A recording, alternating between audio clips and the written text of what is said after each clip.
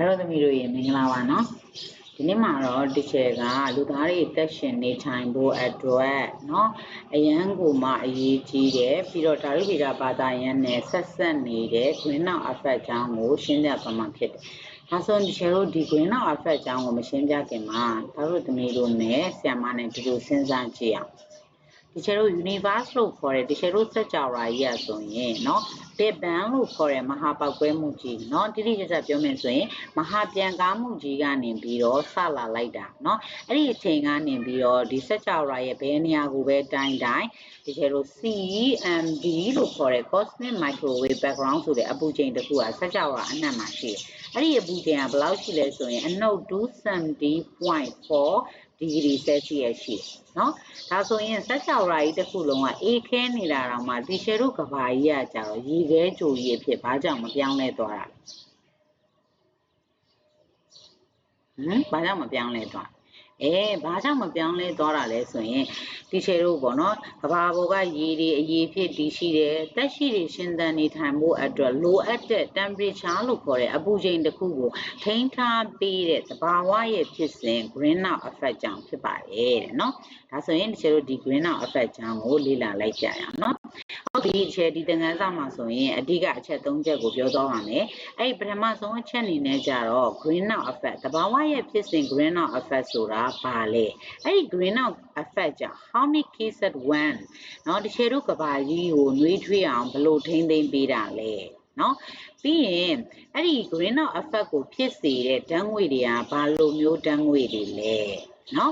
နောက်တစ်ခါဒီ greenhouse gas တွေရဲ့ဓာတုတက်ပြုခြင်းတွေကဘယ်လိုမျိုးလဲဆိုတာရှယ်တို့လေ့လာသွားမယ်။နောက်ဆုံးချက်အနေနဲ့ကြတော့ဒီ greenhouse effect သဘာဝရဲ့ဖြစ်စဉ် greenhouse effect ကိုပုံမှုပြင်းထန်အောင်လူသားတွေကလှုပ်ဆောင်တယ်။လူသားတွေလှုပ်ဆောင်တဲ့အတွက်ကြောင့်ရှယ်တို့ဘယ်လိုမျိုး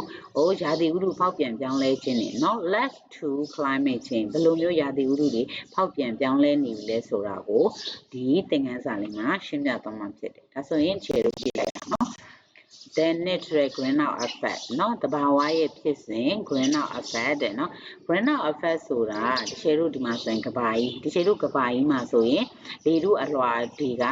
လွှမ်းခြုံထားတယ်ဒါတော့သားတို့သမီးတို့သင်ပြီးသားလေထုအလွှာတွေကဆိုရင်အနည်းဆုံးကဘာမြေနဲ့အနည်းဆုံးက troposphere ရှိတယ် mesosphere thermosphere stratosphere exosphere ဆိုတဲ့ sphere အလွှာတွေရှိတယ်เนาะအဲ့ဒီလေထုအလွှာတွေမှာဘာတွေရှိလဲဆိုရင် greenhouse gas တွေရှိပါတယ်တဲ့နော် greenhouse gas ဟုတ်ပြီဒီချက် greenhouse gas တွေဆိုတာဘာတွေလဲတဲ့နော် greenhouse gas ဆိုတာတဲ့ carbon dioxide တွေ methane တွေ water vapor တွေပဲဖြစ်ပါတယ်တဲ့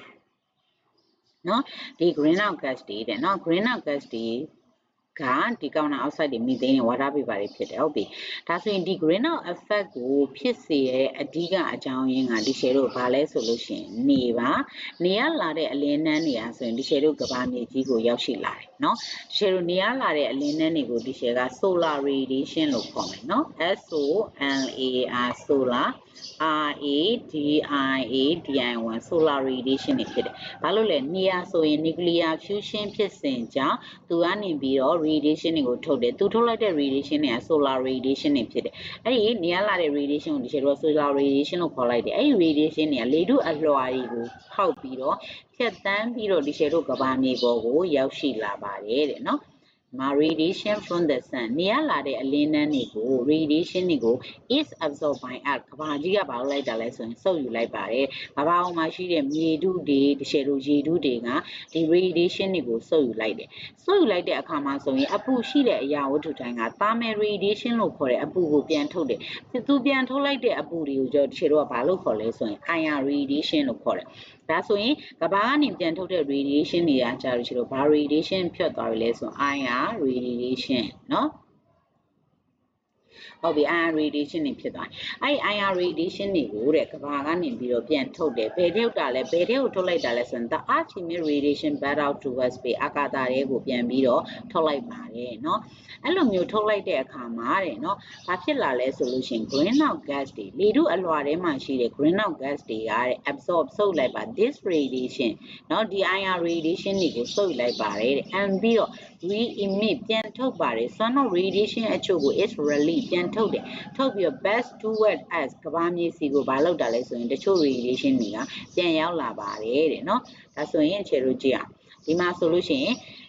ကဘာကဒီ IR radiation တွေကိုနော် greenhouse gas တွေကစုပ်ယူလိုက်တဲ့အခါမှာတချို့ကအာကာသထဲရောက်ဘူးတချို့ကဒီလေထုအလွှာထဲမှာပဲဘာဖြစ်တာလဲဆိုရင်ပြန်ပြီးတော့ရောက်ရှိလာတာဖြစ်ဒါဆိုရင်ဒီ share လို့စဉ်းစားပြန်ရှိနော်ပထမနေရလာတဲ့ solar radiation တွေတုန်းကကြတော့ဒီ carbon dioxide ရဲ့ methane ရဲ့ water vapor တွေကဘာကြောင့်မစုပ်ယူတာလဲနော်ဟုတ်ပြီကဘာကနေပြန်ထုတ်လိုက်တဲ့ IR radiation တွေကိုကြာမှာဒီ greenhouse gas တွေကဘာကြောင့်စုပ်ယူတာလဲနော်နောက်ပြီးရင်ကျတို့လေထုအလွှာထဲမှာအများဆုံးရှိတာက nitrogen နဲ့ oxygen တွေမို့လား nitrogen က 72% ရှိတယ် oxygen က 21% ရှိတယ်ဘာကြောင့်အဲ့ဒီ nitrogen နဲ့ oxygen တွေကကြတော့ဒီ solar radiation နဲ့ IR radiation တွေကိုမစုပ်ယူနိုင်တာလဲဆိုတာအချက်တွေကိုဒီကျတို့ကစဉ်းစားဖို့လိုလာပြီเนาะဒါဆိုရင်ဒီကျတို့ဆက်ပြီးတော့ကြည့်အောင်how does the radiation interact with matter နေရလာတဲ့ radiation ပဲဖြစ်ဖြစ်ကဘာကထုတ်လွှတ်လိုက်တဲ့ radiation ပဲဖြစ်ဖြစ်အဲ့ဒီ radiation တွေရတယ် with matter လို့ခေါ်တဲ့ဒီလေထဲမှာရှိတဲ့ molecule လေးတွေနဲ့ interact ဓာတ်ပြုမှုတွေဘယ်လိုမျိုးရှိလဲဆိုတာကိုဒီ share တို့ကဒီမှာဒီ slide မှာလေ့လာသွားမယ်เนาะဒီမှာဆိုရင်ဒီ share တို့ကဘာမှာလေထုအလွှာထဲမှာ radiation ဒီတဲမှာဆိုလို့ရှိရင်greenhouse gas တွေရှိတယ်เนาะ greenhouse gas တွေရော nitrogen တွေရော oxygen တွေရောရှိပါတယ်တဲ့เนาะအဲ့မှာနေရလာတဲ့ radiation solar radiation တွေအားဆိုရင်ဘယ်လိုမျိုး radiation အမျိုးအစားတွေလဲဆိုရင်သူကတဲ့ short wavelength radiation အမျိုးအစားတွေဖြစ်ပါတယ်တဲ့เนาะတနည်းအားဖြင့်ပြောမှာဆိုရင်တချို့တို့အလင်းထုတ်တဲ့ source ပေါ်မှာမူတည်ပါတယ်เนาะသူကအလင်းထုတ်တဲ့ source က short wavelength radiation ထုတ်ခြင်းလဲထုတ်မယ် long wavelength radiation ထုတ်ခြင်းလဲထုတ်မယ်တချို့တို့နေရာထုတ်လွှတ်လိုက်တဲ့ radiation อ่ะဆိုလို့ရှိရင် short wavelength radiation အမျိုးအစားတွေကိုဘာဖြစ်တာလဲဆိုရင်ထုတ်ပေးပါတယ်တဲ့เนาะအဲ့မှာ radiation short wavelength ကဘာဖြစ်တာလဲဆိုရင်တူတယ် wavelength ဆိုတာတချို့တို့lambda ကတူတယ် lambda တန်ဖိုးနည်းတယ်ဆိုရင်တချို့တို့ frequency တန်ဖိုးကများပါတယ် frequency တန်ဖိုးများရင် energy များပါတယ်ဒါဟာ Planck-Einstein equation အရာဒါဆိုရင် short wavelength radiation ဒီထဲမှာเนาะအဲ့အလင်းတန်းတွေကဆိုလို့ high energy เนาะ high energy စွမ်းရည်မြင့်တဲ့အလင်းတန်းတွေဖြစ်တယ်အဲ့ဒီစွမ်းရည်မြင့်တဲ့အလင်းတန်းတွေကိုကြတော့ဒီလေထုအလွှာထဲမှာရှိတဲ့เนาะ methane ဒီလေထုအလွှာထဲမှာရှိတဲ့ခြေတို့ကာဗွန်ဒိုင်အောက်ဆိုက်တွေเนาะနောက်တစ်ခါ methane ဓာတ်ငွေ့တွေနဲ့ water vapor တွေကဒီခြေတို့ဘာမလုပ်နိုင်ဘူးလဲဆိုရင်စုပ်ယူနိုင်ခြင်းမရှိပါဘူးတဲ့เนาะဘာလို့မစုပ်ယူနိုင်တာလဲမေးရင်ဒီခြေတို့ energy mass မဖြစ်လို့ပါတဲ့ energy energy mass energy mass မဖြစ်ဘူးเนาะ molecule တစ်ခုကစွမ်းအင်တစ်ခုကိုစုပ်ယူတဲ့အတွက်သူနဲ့ကိုက်ညီတဲ့စွမ်းအင်ဆိုတာရှိရတယ်သူနဲ့မကိုက်ညီတဲ့စွမ်းအင်ဆိုရင်သူကမစုပ်ယူဘူးเนาะအဲဆိုရင်ဒီ methane gas တွေဒီမှာ carbon dioxide gas တွေ greenhouse gas တွေကသူနဲ့မကိုက်ညီတဲ့အတွက်နေရလာတဲ့เนาะ short wavelength radiation တွေကိုဘာမလုပ်ယူလဲဆိုရင်မစုပ်ယူခြင်းဖြစ်ပါတယ်တဲ့เนาะဟုတ်ပြီနောက်တစ်ခါဒီရှယ်တို့လေထုထဲမှာ nitrogen တွေ oxygen တွေလည်းရှိရလေနော်ဟုတ်ပြီ nitrogen နဲ့ oxygen တွေကတော့သူကနော်နေရလာတဲ့ radiation တွေကိုတော့သူကမစုပ်ယူနိုင်တာကနော် energy mass မဖြစ်တာကြောင့်လည်းမကပဲနဲ့သူကဘာကြောင့်လဲဆိုလို့ရှိရင်သူ့ရဲ့ structure ရဲ့ molecular structure တိဆောက်ပုံမတူဘူးနော် molecular structure တိဆောက်ပုံမတူတဲ့အတွက်ကြောင့် molecular structure တိဆောက်ပုံနော်တူတဲ့တနည်းအားဖြင့်ပုံသက်တည်တွေတူတဲ့ဒီကာဗွန်ဒိုင်အောက်ဆိုက်တွေမီသိန်းတွေဝါတာပေပါတွေကပဲမလုပ်နိုင်တာလဲဆိုလို့ရှိရင်စုပ်ယူနိုင်တာဖြစ်တယ်နော်ဟုတ်ပြီဒါဆိုခြေလို့ဆက်ကြည့်အောင် energy from the sun is short wavelength နေရလာတဲ့အလင်းတန်းတွေအားတဲ့ short wavelength အမျိုးအစားတွေဖြစ်ပါတယ်တဲ့တနည်းအားဖြင့် electromagnetic radiation တွေဖြစ်တယ် electromagnetic radiation ဆိုတာလျှပ်စစ်ဂုဏ်သတ္တိရောတန်လိုက်ဂုဏ်သတ္တိရောရှိတဲ့ radiation တွေကိုဖြစ်တယ်ဟုတ်ပြီသူတို့မှာဆိုရင်စွမ်းအင်ကိုတည်ဆောင်နိုင်တဲ့ photon ဆိုတဲ့အမှုန်လေးတွေပါတယ်အဲ့ဒီအတွက်ကြောင့်ဒီ solar radiation တွေဆိုရင် high energy ဆိုတဲ့စွမ်းအင်အမြင့်ကိုတည်ဆောင်တဲ့အလင်းတန်းဖြစ်တယ်လို့သိရမယ်နော်ဟုတ်ပြီ now number 2 radiation and pass through the atmosphere စွမ်းအင်အမြင့်ကိုတည်ဆောင်လာတဲ့အလင်းတန်းတွေဖြစ်တဲ့အတွက်သူတို့ဟာလေထုအလွှာကိုဖြတ်ပြီးတော့ဘယ်ကိုရောက်လာလဲဆိုရင်ဒီရှယ်တို့ကမ္ဘာမြေစီကိုရောက်လာကမ္ဘာမြေစီကိုရောက်လာတော့မှကမ္ဘာရဲ့လေထုတွေမြေထုတွေအားဆိုရင်ရေထုတွေမြေရေထုတွေရဲ့ခြေတို့မြေထုတွေကဘာလုပ်လိုက်တာလဲဆိုရင်စုပ်ယူလိုက်တယ်စုပ်ယူလိုက်တဲ့အခါမှာသူကဘာဖြစ်တာလဲဆိုရင်ပြန်ပြီးတော့ အာကာသတွေကိုပြန်ထုတ်ပေးပါတယ်အဲ့လိုမျိုးပြန်ထုတ်လိုက်တဲ့ radiation တွေကကြတော့ long wavelength radiation အမျိုးအစားဖြစ်တဲ့တနည်းအားဖြင့် IR radiation တွေကိုထုတ်ပေးတာဖြစ်တယ်เนาะအဲ့လိုထုတ်လိုက်တယ်ဟုတ်ပြီဒါဆွမ်းမပြောသလိုပဲနေရလာတဲ့အလင်းတန်းကကြ short wavelength radiation ဖြစ်တယ်သူရဲ့ energy ဆိုမတူဘူးတချို့တို့ဒီကကြတော့ long wavelength radiation ကဘယ်သူကထုတ်လာလဲကဘာမြေကပြန်ထုတ်လိုက်တာเนาะကဘာမြေကပြန်ထုတ်လိုက်တဲ့ radiation တွေက long wavelength radiation ဖြစ်တယ် long ဆိုတော့ wavelength radiation ဆိုတော့ lambda တန်ဖိုးကမြင့်တယ်เนาะ lambda တန်ဖိုးမြင့်တယ်ဆိုရင်တချို့တို့ frequency တန်ဖိုးနှိမ့်တယ် frequency တန်ဖိုးနှိမ့်ရဆိုရင် low energy စွမ်းအင်နှိမ့်တယ်တနည်းအားဖြင့်ဒီအလင်းတန်းတွေကိုတည်ဆောင်လာတဲ့เนาะအလင်းอ่ะဆိုလို့ရှိရင်စွမ်းအင်အနည်းငယ်ပဲပါတယ်အဲ့လိုစွမ်းအင်အနည်းငယ်ပဲပါတဲ့အလင်းတန်းတွေကိုကြတော့ဒီလေထုထဲမှာရှိတဲ့ကာဗွန်ဒိုင်အောက်ဆိုက်တွေမီသိန်းတွေ water vapor တွေကဘာလို့နိုင်လဲဆိုရင်စုပ်ယူဖို့အတွက် energy က mass ဖြစ်တယ်เนาะ energy mass ဖြစ်တဲ့အတွက်ကြောင့်ဒီသူတို့ energy mass ဖြစ်တဲ့ဒီ long wavelength radiation တွေကိုပဲစုပ်ယူလိုက်တာဖြစ်တယ်ဒီ nitrogen နဲ့ oxygen တွေကတော့ဒီ short wavelength radiation တွေကို long wavelength radiation တွေကိုသူကစုပ်ယူမှာမဟုတ်ဘူးစုပ်ယူနိုင်စွမ်းလုံးဝမရှိဘူးဘာလို့လဲသူတို့ရဲ့ structure တဲ့ formula ကြောင့်တနည်းအားဖြင့် molecular structure ကြောင့်သူတို့ကမစုပ်ယူနိုင်တာဖြစ်တယ်เนาะဟုတ်ပြီ energy emits as long wavelength radiation ကိုစုပ်ယူမယ်နောက်တစ်ခါ long wavelength radiation တွေကိုเนาะ long wavelength radiation တွေကိုသူတို့ကစုပ်ယူတယ်ဘယ်သူတွေကလဲ greenhouse gas တွေကစုပ်ယူလိုက်ပါတယ်เนาะစုပ်ယူပြီးရင်ဒီလိုဒီတိုင်းမနေဘူးဘာလို့လဲ law of the conservation of energy ဆိုတဲ့စွမ်းအင်တည်မြဲမှုနေရာမှာအရာသူတို့ကစွမ်းအင်ကိုစုပ်ယူထားတယ်ဆိုရင်အဲ့ဒီ molecule လေးတွေက stable မဖြစ်ဘူး stable မဖြစ်တဲ့အတွက်သူတို့ stable ပြန်ဖြစ်ဖို့အတွက် molecule လေးတွေကသူတို့တည်မြဲဖို့အတွက်ဘာပြန်လုပ်ရလဲဆိုရင်စွမ်းအင်တွေကို re-emit ပြန်ထုတ်ရတယ် in all direction direction သူထုတ်ချင်တယ်လို့ပေါ့နော်all direction ကိုထုတ်လိုက်တဲ့အခါတချို့ကအာကာသတွေကိုရောက်ပြီးတော့တချို့ကကမ္ဘာလေထုအလွှာထဲမှာပဲပိတ်မိနေတာဖြစ်တဲ့အတွက်ကြောင့်ကမ္ဘာကြီးကို sun energy reheat us ကမ္ဘာကြီးကိုဗာလဲဆိုရင်ပြန်ပြီးတော့ပုံနွေးစေတာဖြစ်တယ်ဟုတ်ပြီဒါဆိုရင် IR radiation တွေကို greenhouse gas တွေကဘယ်လိုမျိုးစုပ်ယူလိုက်တယ်စုပ်ယူပြီးတော့သူတို့ရရှိတဲ့ energy တွေကိုဘယ်လို transfer လုပ်တယ်လို့ဆိုတာကိုရှယ်တို့အသေးစိတ်ဒီမှာကြည့်လိုက်ရအောင်နော်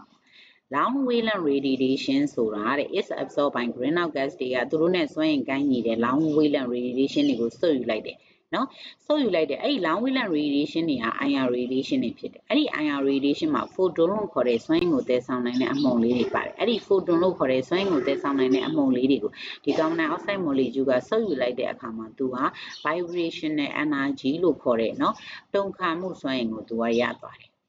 သူကတုန်ခါမှုစွမ်းအင်ကိုရောက်သွားတဲ့အခါမှာဆွမ်းနာပြောသလိုပဲသူက unstable မတည်မြဲဘူးမတည်ငြိမ်တဲ့အတွက်ကြောင့် law of the conservation of energy နေရာမှာအရာသူတည်မြဲဖို့အတွက်သူက energy ကိုဘာလုပ်ရလဲဆိုရင်ပြန်ထုတ်ရပါတယ်เนาะ energy re-emission စွမ်းအင်ကိုသူပြန်ထုတ်လိုက်ပါတယ်တဲ့เนาะဒီ vibrational energy เนาะ IR ကိုစုပ်ယူထားတဲ့ကာဗွန်ဒိုင်အောက်ဆိုက် molecule က IR radiation တွေကိုမူလအတိုင်းပြောင်းလဲခြင်းမရှိဘဲပြန်ပြီးတော့ထုတ်လွှတ်လိုက်ပြီးသူကကြဘယ်ကိုသွားလဲဆိုရင်တည်မြဲတဲ့ ground state ကိုပြန်သွားပါတယ်เนาะ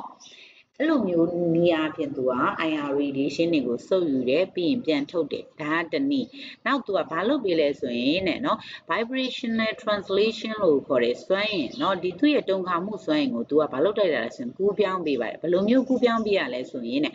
ဒီ vibrational energy ရနေတဲ့တုန်ခါနေတဲ့ကာဗွန်ဒိုင်အောက်ဆိုက် molecule လေးရဆိုရင်လေထုရဲ့အလွှာเนาะလေထုထဲမှာအများဆုံးရှိတဲ့အောက်ဆီဂျင်တွေနိုက်ထရိုဂျင်တွေနဲ့သွားပြီးတော့တိုက်မိတယ်တိုက်မိတဲ့အခါမှာအဲ့ဒီအောက်ဆီဂျင် molecule တွေနိုက်ထရိုဂျင် molecule တွေကိုသွားပြီးတော့ရွေလျားစွမ်းအင်ဆိုတဲ့ kinetic energy တွေကိုအဖြစ်သူ့ရဲ့ vibrational energy တွေကို kinetic energy ပဲတချို့တော့မလုပ်ပေးလိုက်တာလဲဆိုရင်ပြောင်းပေးလိုက်ပါတယ်တဲ့နော်အဲ့လိုမျိုးပြောင်းလိုက်တဲ့အခါမှာလေထုထဲမှာရှိတဲ့ molecule တွေကဆိုရင် kinetic energy တွေများလာတယ် kinetic energy တွေများလာပြီဆိုရင်တချို့တော့ဘာတွေများလာမလဲဆိုရင်အပူချိန်တွေများလာပါတယ်တဲ့နော် temperature တွေများလာဘာလို့ temperature များလာလဲဆိုရင် temperature ဆိုတဲ့အပူချိန်ကဘယ်ပမာဏကိုတိုင်းတာလဲဆိုရင်လေထုထဲမှာရှိတဲ့ molecule တွေရဲ့ every kinetic energy ကိုတိုင်းတာဖြစ်တယ်เนาะဒါဆိုရင် every kinetic energy များလာရင် temperature လည်းဘာဖြစ်မလဲဆိုရင်များလာတယ်ဒီနည်းအားဖြင့်ဒီရှယ်တို့သက်ရှိတွေလိုအပ်တဲ့အပူချိန်တစ်ခုကိုဘာလုပ်ပေးရလဲဆိုရင်ဒီ greenhouse gas တွေရဲ့เนาะဒီ energy transfer အရာเนาะဒီရှယ်တို့ဘာလုပ်ပေးရလဲဆိုရင်အပူချိန်တွေကိုသက်ရှိတွေနေထိုင်မှုအတွက်လိုအပ်တဲ့အပူချိန်ကိုထိန်းထားပေးတာဖြစ်တယ်เนาะအဲ့ဒီအတွက်ကြောင့်လည်းဒီရှယ်တို့ကဘာကြီးကရေခဲကြိုပြီးဖြစ်မပြောင်းသွားဘဲနဲ့ဘာဖြစ်နေရလဲဆိုရင် ဒီတက်ရှိတွေရှင်သန်နေထိုင်မှုအတွက်လိုအပ်တဲ့အပူချိန်တစ်ခုနဲ့တချေတို့နေနိုင်တာဖြစ်တယ်နော်ဟုတ်ပြီဒါပေမဲ့တစ်ခုရှိတယ်ဘာလို့လဲဒီ greenhouse effect ဆို greenhouse gas ဆိုတဲ့ဓာတ်ငွေ့တွေကြောင့် greenhouse effect ဆိုတဲ့ကမ္ဘာကြီးကိုနော်ပူနွေးအောင်လွှမ်းခြုံပြီးတဲ့ဖြစ်စဉ်အဲ့ဒီဖြစ်စဉ်ကြီးဟာပို့ပြီးတော့ပြင်းထန်လာတယ်ဘာလို့ပြင်းထန်လာလဲဆိုရင်လူသားတွေကြောင့်လူသားတွေရဲ့ activity ကြောင့်လူသားတွေကဘာလေးလုပ်လိုက်တာလဲဆိုရင်ဒီကာဗွန်ဒိုင်အောက်ဆိုက်တွေမီသိန်းဓာတ်ငွေ့တွေကိုချဲလို့ဒီလူထဲမှာထုတ်တာတွေအရန်ကိုများလာတယ်ဘာကြောင့်ထုတ်တာလဲနော် burning of fossil fuel တွေခိုးတွေကြောင်မီးသွေးတွေနော်ချဲလို့ရေနံတွေသဘာဝဓာတ်ငွေ့တွေကို for energy transport စွမ်းအင်အရင်းမြစ်အတွက် transportation လုပ်ဖို့အတွက်ဒီfossil fuel တွေကိုအရန်ကိုသုံးလာတယ်အဲ့ဒီ fossil fuel တွေကို burning လုပ်တဲ့အတွက်ကြောင့်လေထုထဲကိုကာဗွန်ဒိုင်အောက်ဆိုက်တွေအများကြီးထွက်သွားတယ်နောက်တစ်နည်းထွက်လာတဲ့ကာဗွန်ဒိုင်အောက်ဆိုက်တွေကိုသဘာဝဖြစ်စဉ်နောက်တစ်နည်းဆုပ်ယူပေးနိုင်တဲ့ deforestation ဆိုတဲ့သစ်ပင်တွေမရှိတော့သစ်ပင်တွေနည်းလာတယ်တစ်တော်တွေပြုံးနေဆိုရင်လေထဲမှာရှိတဲ့ကာဗွန်ဒိုင်အောက်ဆိုက်တွေကိုဆုပ်ယူမှုနည်းတဲ့ဆိုရင်လေထုထဲမှာကာဗွန်ဒိုင်အောက်ဆိုက်တန်ဖိုးတွေနော် emission ဖြစ်မှုတွေအရန်ကိုများလာတယ်အဲ့ဒါတစ်ချက်နောက်တစ်ခါဒီလို site ပြိုးရေး agriculture တွေเนาะပြီးရင် agriculture ဆို rice paddying လို့ခေါ်တဲ့ဒီလိုစပါးစိုက်ခင်းတွေเนาะ captive digestion လို့ခေါ်တဲ့နွားတွေရဲ့အစာချေစနစ်ကနေလဲမီသိန်းဓာတ်ငွေ့တွေနောက်တစ်ခါ decomposition of waste in landfill လို့ခေါ်တဲ့ဒီလိုဒီအမိုက်ပုံကအမိုက်တွေဆွေးမြေ့ပြီးတော့လဲဒီလိုဘာဖြစ်တာလဲဆိုရင်ကာဗွန်ဒိုင်အောက်ဆိုက်မီသိန်းဓာတ်ငွေ့တွေอ่ะဆိုရင်လေထုထဲကိုရောက်သွားတယ်အဓိကเนาะဒီ greenhouse effect ကြီးကိုဖြစ်စေတဲ့เนาะအရေးကြီးတဲ့ gas တွေဖြစ်တဲ့ဒီကာဗွန်ဒိုင်အောက်ဆိုက်နဲ့မီသိန်းဓာတ်ငွေ့တွေအရန်ကိုများလာတယ်များလာပြီဆိုလို့ရှိရင်ဒီလို greenhouse effect ကိုပုံမို့ပြင်းထန်မှုတွေဖြစ်စေပါတယ်တဲ့เนาะအဲ့မှာဆိုရင်global warming ကမ္ဘာကြီးပူနွေးလာဘယ်လိုမျိုးပူနွေးလဲဆောနာပြောတဲ့ကာဗွန်ဒိုင်အောက်ဆိုက် gap တွေ methane gap တွေ mold gap เนาะပို့ပြီးတော့များလာတယ်ဆိုရင်ဒီဓာတ်ငွေ့တွေက IR တွေကိုပို့ဆုပ်တယ်เนาะ IR radiation ကိုပို့ဆုပ်တဲ့ gas တွေများလာလေကမ္ဘာကြီးကဘာလဲဆိုရင်သူက more heat trap ပို့ပြီးတော့ဘာလာမှလဲဆိုလို့ရှိရင်ပို့ပြီးတော့ပူလာလေပဲအဲ့လိုပို့ပြီးပူလာတယ်ဆိုရင်ကမ္ဘာရဲ့ average temperature မြင့်လာတယ်ဆိုရင်ခြေတို့ global warming လို့ခေါ်တဲ့ကမ္ဘာလုံးဆိုင်ရာအပူပြဿနာကိုခြေတို့ကြုံရပြီเนาะကမ္ဘာကြီးပူနွေးလာတယ်ဆိုရင်ခြေတို့အပူငြိမ်မညီမျှမှုတွေဖြစ်လာပြီเนาะအပူငြိမ်မညီမျှမှုတွေဖြစ်လာပြီဆိုရင် which cause destructive climate change ဆိုတဲ့ကမ္ဘာရာသီဥတုဖောက်ပြန်ပြောင်းလဲခြင်းတွေကိုခြေတို့ဆိုးဝါးကြုံတွေ့နေရတယ်အခုလည်းခြေတို့ကြုံတွေ့နေရတာဖြစ်တယ်เนาะခုလဲကြုံတွေ့နေရဖြစ်တယ်ဒီမှာဆိုရင်နှစ်အလိုက်ကြည့်လိုက်1960လောက်ကနေဒီ2020မှာဆိုရင်เนาะဒီကာဗွန်ဒိုင်အောက်ဆိုက်လေထုထဲကိုထုတ်လိုက်တဲ့ပမာဏက420 part per million ဖြစ်ပါတယ်တဲ့เนาะလူသားတွေထုတ်လုပ်လိုက်တာဒီမှာဆိုရင်လည်းမီသိန်းဓာတ်ငွေ့ထုတ်လုပ်မှုอ่ะဆိုလို့ရှိရင်လည်းဒီ2020မှာဘလောက်တောင်ရောက်လာပြီလဲဆိုရင်1900ကျော်သွားပြီเนาะ part per million ဖြစ်သွားဒီမိတိုင်းမှာချေလို့ဆက်ထုံနေဆိုရင်ဘာအပူချိန်ကအရန်ကိုမြင့်လာပြီဒါဆိုရင်လူသားတွေအတွက်เนาะခြေတို့အသက်ရှင်နေထိုင်မှုအတွက်ခက်ခဲလာပြီဖြစ်တယ်เนาะပြီးရင်လူသားတွေရှင်သန်နေထိုင်မှုအတွက်ဒီမှာရာသီဥတုကြီးမားတဲ့ဖောက်ပြန်ပြောင်းလဲမှုကြီးလည်းဖြစ်လာပြီဘယ်လိုမျိုးဖြစ်တာလဲကမ္ဘာကြီးပူနွေးလာတယ်ဆိုရင်ခြေတို့ရေခဲပြင်တွေကအရေးပြောမယ်ရေခဲတောင်တွေအရေးပြောဒီခြေဘာဖြစ်မှာလဲဒီရေခဲတောင်တွေရေခဲပြင်တွေကအရေးတွေကပင်လယ်ရေထဲကိုရောက်သွားတယ်เนาะပင်လယ်ရေရောက်သွားတဲ့အခါပင်လယ်ရေမျက်နှာပြင်မြင့်တက်သွားမယ်ပင်လယ်ရေမျက်နှာပြင်မြင့်တက်သွားရင်ကမ်းရိုးတန်းမှာနေထိုင်တဲ့ဒီသူတွေရဲ့ဒီခြေတို့ကျုံးငယ်တွေမှာနေထိုင်တဲ့သူတွေကဆိုလို့ရှိရင်ရေကြီးရေရှမ်းမှုတွေဖြစ်တယ်နောက်တစ်ခါအပူချိန်ကမ္ဘာအပူချိန်အရန်မြင့်တဲ့အခါမှာဆိုလို့ရှိရင်နော်ကမ္ဘာအပူချိန်ကိုထိန်းပေးနိုင်တဲ့ဒီအပူချိန်တွေအရန်ကိုများသွားပြီဆိုရင်လည်းဒီလိုရာသီဥတုဖောက်ပြန်ပြောင်းလဲတာရယ်နော် rainfall တွေ weather pattern တွေကလည်းပြောင်းလဲသွားတယ်အဲ့လိုပြောင်းလဲတဲ့အခါမှာ extreme weather event လို့ခေါ်တဲ့ကြီးမားတဲ့ရာသီဥတုဖောက်ပြန်ပြောင်းလဲခြင်းတွေဒီလိုကြုံသွားတယ်ဒီ2025မှာဆိုရင်ဒီလိုမြန်မာပြည်မှာဆိုရင်မုတ်တုံဝင်တာအရန်ကိုစောတယ်ခြေတို့ကຫນွေမိုးဆောင်4လစီနော်12လခွဲခြားထားတယ်ဒါပေမဲ့ဒီခြေတို့ဒီနှစ်မှာဆိုလို့ရှိရင်မိုးရသည်က6လနီးပါးလောက်ကြာတယ်မုတ်တုံဝင်တာစောတဲ့အတွက်အဲ့လိုစောတဲ့အတွက်ကြောင့်မိုးရသည်ကရက်ရှည်တယ်မိုးရသည်ရက်ရှည်တဲ့အတွက်ကြောင့်ဒီခြေတို့မြန်မာပြည်မှာဆိုရင်ရေကြီးရေရှမ်းမှုဖြစ်တဲ့နေရာတော့အရန်ကိုမှများတယ်နော်ဟုတ်ပြီဒါဆိုရင်ဒီ greenhouse effect ကိုပုံမပြင်းထန်စေတဲ့အကြောင်းကြီးเนาะအကြောင်းညာဆိုရင်လူသားတွေထုတ်လွှတ်လိုက်တဲ့ကာဗွန်ဒိုင်အောက်ဆိုက်နဲ့ဒီမီသိန်းဓာတ်ငွေ့တွေအကြောင်းဖြစ်တယ်เนาะဒါဆိုရင်ဒီကာဗွန်ဒိုင်အောက်ဆိုက်နဲ့မီသိန်းဓာတ်ငွေ့တွေကိုဒီရှယ်တို့ကဘယ်လိုမျိုးရှော့ချရမလဲเนาะဘယ်လိုမျိုးရှော့ချရမလဲဆိုရင်ရှယ်တို့ဒီမှာဆိုရင် renewable energy လို့ခေါ်တဲ့ပေါ့เนาะဒီစွမ်းအင်တွေကိုသုံးရမယ်เนาะ renewable energy ဆိုတာကကြတော့ဒီရှယ်တို့လူသားတွေတက်တန်းအတွင်းเนาะလူတက်တန်းအတွင်းမှာဆိုရင်ပြန်လဲ ဖြည့်တင်းနိုင်တဲ့ resource တွေကိုခေါ်တာဖြစ်တယ်နော်အဲ့ဒါတွေကဘာလဲဆို solar energy တွေနေရလာတဲ့စွမ်းအင်တွေ wind လေစွမ်းအင်တွေ hydro power ဆိုတဲ့ရေအားလျှပ်စစ်တွေ geothermal energy လို့ခေါ်တဲ့ချက်ရေပူစမ်းတွေမြေကြီးကနေထွက်တယ်နော်အခုဒီပြီးရင်နောက်တစ်ခါ biomass လို့ခေါ်တဲ့ organic matter တွေကနေပြီးတော့စွမ်းအင်တွေကိုထုတ်လုပ်ခြင်းနည်းလမ်းတွေကိုများများသုံးစွဲပေးပြီးတော့ non renewable resource လို့ခေါ်တဲ့ဒီ share တို့ဘာတွေလဲ coal တွေနော်တခါ wine တွေ petroleum တွေတဘာဝဓာတ်ငွေတွေသုံးတာတွေကိုတော့ဘာလို့ရမလဲဆိုရင် short ချပြီးတော့ဒီ renewable resource တွေကိုသုံးခြင်းအပြင် greenhouse effect ကိုဘာဖြစ်မှာလဲဆိုရင် share တို့ထိန်းထားပေးမယ်အဲ့လို greenhouse effect ကိုမထိန်းထားဘူးဆိုလို့ကတော့ဒီ share တို့ climate change တွေဆူဆူဝါးဝါဖြစ်မှာဖြစ်တယ်နော်ဒါဆိုရင်ဒီ climate change တွေကိုဘယ်လိုမျိုးဆူဆူဝါးဝါဖြစ်စေတာလဲဆိုတာကိုတော့ဒီ share တို့နောက်တစ်ပတ်မှာ